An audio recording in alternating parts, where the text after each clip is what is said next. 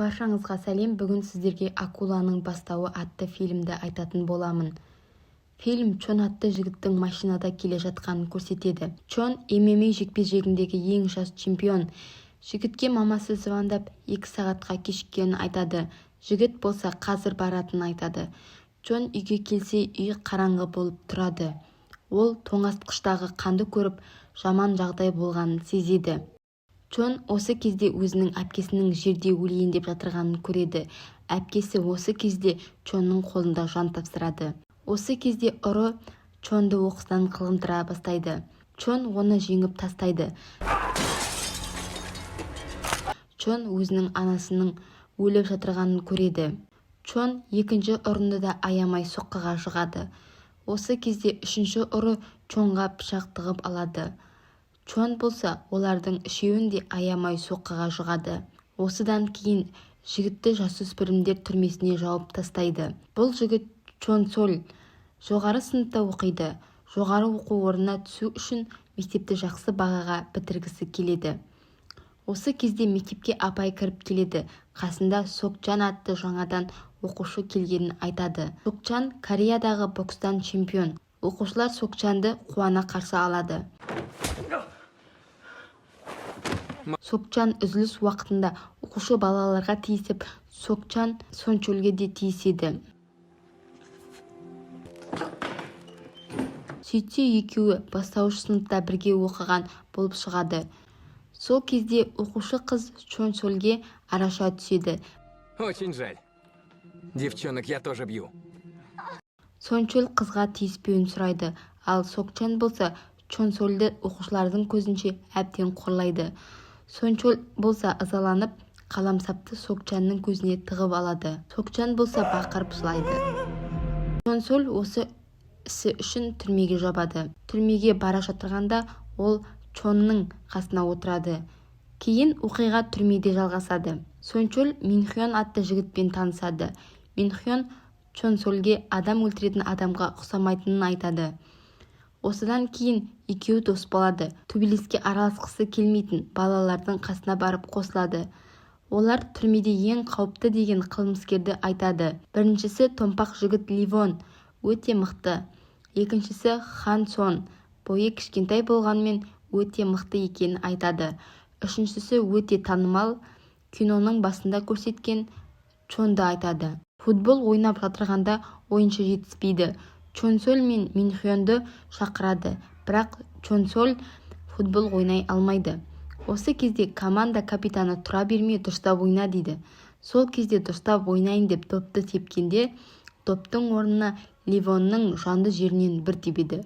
Ливон ашуланып жігіттерге Чон Сольді адам көрмейтін жерге апаруын айтады, ұрып соғу үшін. Сонда Чон Соль Чонды көріп көмектесер деген ниетпен бар күшін жинап Чонға қарай қашып кетеді.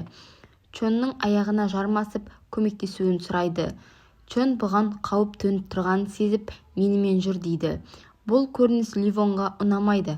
Сол себепті ол Чонға айқайлайды. Ливон Чонды ұрмақшы болғанда Чон...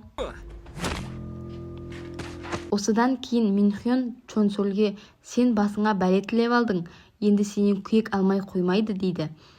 Түрмеге Чон Сольмен кездесуге бір адам келеді. Кездесуге бір көзді Сокчан кіріп келеді. Ол көзін көрсетіп, енді сенің түрмеден шыққаныңды күтіп, өміріңді құртам дейді. Сончол жылап Сокчаннан кешірім сұрайды. Түрме сыныбында Ливон Чон Сольдің мазасын алып сазайын беретінін айтады. Сосын Чон Соль Чонның күнделікті жаттығу жасап жүргенін көреді. Қасына барып өткендегі көмегі үшін рахметін айтады. Және адамдардан қорлық көріп, мазақтағаннан шаршадым, мені дайындашы, мен сен сияқты күшті болғым келеді, мен өзімді қорғап, жайбарақат өмір сүруім келеді дейді. Чон басында келіспей жүгіріп кетеді.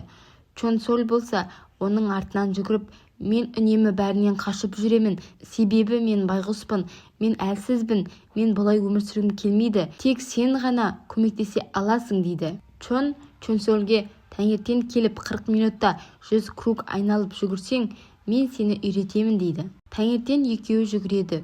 Оқымысты чемпионның артынан жүгіріп келе жатып, мектепте қаншама баладан таяқ жегенін, өзіне қол жұмсағанын, қорлық көргенін бәрін есіне алады. Осы оқиғаның бәрі Чон Сольдің құлшынысын арттырады. Жүгіріп жүріп шаршағаннан кейін ол есінен танып жерге құлайды. Түрме басшысы Чонды өзіне шақыртып, әлем чемпионының өзінің түрмесінде болғаны үшін мақтан тұтады. Түрме басшысы Чонға өте риза екенін айтады. Чон келгелі төбелестер мен бұзақылықтар өте азайып кеткен. Чон түрме басшысына Чон Сольді өзінің камерасына алуды өтінеді. Ол сол арқылы көп уақытты жаттығуға арнағысы келеді. Енді екеуі бір бөлмеде тұратын болады. Чон осы уақытта қатты таң қалды. Чон Соль мүлдем адимания жасай алмайды. Онымен қоймай тюрингке де бір ретте тартыла алмайды. Енді оқымысты жігіт күнделікті жаттығу жасап, осылардың бәрін үйреніп жатыр. Чон оқымыстыға тамақты көп жеу керектігін айтады. Чон болса күнделікті жаттығуларды қиындата береді. Басқа тұтқындар Чон Сольдің сыртынан қарап жүр, және бірнеше аптада Чон Соль өзгеріп, мықты болып жақсы жағына өзгергеніне қатты таң қалды. Тіпті оқымысты кітап оқып отырса да, жаттығуды тастамауды әдетке айналдырды. Бір күні досы Мин Хён Чонның жасына байланысты үлкендердің түрмесіне ауыстыратынын айтады. Көңіл күйе түскен Чон Соль өзінің ойын жинақтай алмай жүр, және Чоннан сұрайды: «Қашан басқа түрмеге ауысасың?» деп. Сонда чемпион: «Сен менің үнемі артымда тығылып жүрмейсің ғой?» дейді. Осыдан кейін Чон Соль досын Ливонның адамдары алып бара жатқанын көріп қалады. Оқымысты жүгіріп барып досын құтқарып, біреуін ұрып, досын өзімен бірге алып кетеді. Келесі күні Ливон адамдарын жіберіп Чон Сольді шақыртады. Чон Соль қорықпай өзі Ливонның алдына барады. Ливон оны ұрғысы келгенде оқымысты тез-тез қорғанып, Ливонның өзін ұрады. Оқымыстың бірнеше соққысына қарамастан, Ливонның салмағы ауыр болғандықтан оны көтеріп алып бірнеше рет Чон Сольді соққыға жығады. Бірақ та Чон Соль беріле қоймайды. Бір кезде Ливон оны бір соғады. Ол болса тас болып жерге құлайды. Бір кезде ол бар жігер күшін жинап Ливонды баспен ұрады. Сөйтіп, семізді жерге құлатып, тоқтамастан ұра береді. Осы кезде Чон келіп, Чон Сольді тоқтатады. Дәл осы кезде қалада екі бұзақы келіп, бір көзді Сокчанға жолдан кетуін сұрайды. Бұл сөз боксерға ұнамай, машинаның айнасын сындырып тастайды. Бұзақылар Сокчанға тиіседі, бірақ та боксер екеуін де жеңіп тастайды. Бұларды көрген бұзақылардың басшысы боксерға: «Біздің бандаға кел» дейді. Сокчан болса менсінбей күледі, бірақ та бұзақылардың басшысы бір шапалақ бергенде Сокчан жерге құлап, сөйтіп келіседі. Осылайша Сокчан бұзақылардың қатарына қосылып, көптеген адамдарды жолда ұрып жүреді. Чон Сольдің жаттығуының келесі бөлігі Чонмен жекпе-жекке шығу болды. Алғашында Чонды жеңу мүмкін еместей көрінді, бірақ та күнделікті жаттығулардың арқасында Чонмен оның дәрежесінде төбелесе алатын жағдайға жетті. Чон шәкіртіне: «Сен өте ақкөңілсің, әлсіздік танытпа, әлсіздік танытсаң жеңілесің». Осымен жаттығу аяқталды дейді. Осыдан кейін Чон үлкендердің түрмесіне баратын болды. Чон кетерде Чон Сольге акула дейді. Акулалар үнемі қозғалыста жүреді, олар тоқтап қалса өледі дейді. Сен де акула сияқты бол дейді. Біраз күн өткеннен кейін Хан Сон келіп, Чон Сольге төбелесейік дейді. Чон Соль келіседі, бірақ бір шартпен келіседі: «Егер жеңетін болсам, басқа тұтқындарға тиісіп, келекке қылуыңды қоясыңдар» дейді. 5 күн өткеннен кейін складқа кел дейді Хан Сон. Чон Соль келіспейді, бүгін деп асығыс шешім қабылдайды. Хан Сон болса осыдан кейін Чон Сольді басында бірге тұратын тұтқындардың камерасына ауыстырады. Ендігі кішкентай бойлы Хан Сонмен төбелесетін уақыт келді, бірақ Чон Соль көрінбейді.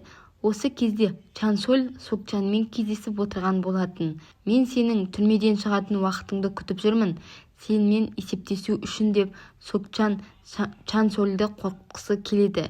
Бірақ оқымысты бұрынғыдай емес, боксердің көзіне тік қарап қорықпайды. Сокчанмен кездескеннен кейін ол Хан Сонмен төбелесуге келеді. Хан Сон бірден Чон Сольге шабуылдай бастайды.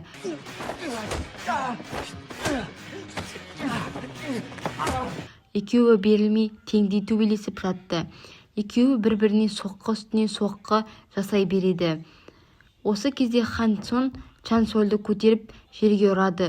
Чан Соль болса бар күшін жинап Хан Сонмен кері төбелеседі, аяғынан ұрғылай береді.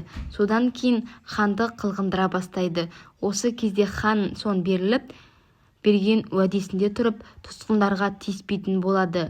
Осы кезде күзетшілер келіп Чан Сольді уақытша жеке камераға қамайды. Чан Соль камерадан шыққаннан кейін түрменің атамандары жиналып, ендігәрі сыйластықта болайық, енді қайтып төбелеспейік дейді. Осыдан кейін бұрынғы жаулар қазіргі достарға айналады. Көп уақытты түрмеде бірлестікте өткізеді. Ақыры Чан Сольдің де түрмеден шығатын уақыты кетіп бара жатады. Сол кезде Чон екеуінің жаттығу жасаған сәтін еске алады. Түрмеден шыға бергенде сыртта Сокчан күтіп алады. Екеуі бір-біріне әңгіме айтпастан төбелесіп кетеді. Екеуі де бір-біріне көптеген соққылар жұмсайды. Боксер болса оқымыстыдан күштірек болып, оқымыстыны қайта-қайта ұрғылай бастайды. Ал оқымысты болса қайта-қайта жерге құлай береді. Бірақ та қайта тұрып таяқ жей береді. Осы кезде оқымысты әлсірегеніне қарамастан орнынан тұрып, Чонның үйреткенін есіне алып, боксерға үлкен бір соққы жасайды. Қатты әлсіреген екеуі қорғанбастан бір-біріне қайта-қайта соққы жасай береді. Оқымыстының күші басым болып, боксерді бір соққымен жерге құлатады. Боксер болса бетін басып жатады. Чон Соль оны әрмен қарай соққыға жықпады. Ол жаймен киімін алып кетіп қалады. Бірнеше күннен кейін Чон Соль өзінің ұстазы, яғни айтқанда үлкендердің түрмесіне Чонға кездесуге келеді. Чон шәкіртін көріп қатты қуанады. Осымен фильм аяқталды достар. Арнаға жазылып қолдап кетіңіздер.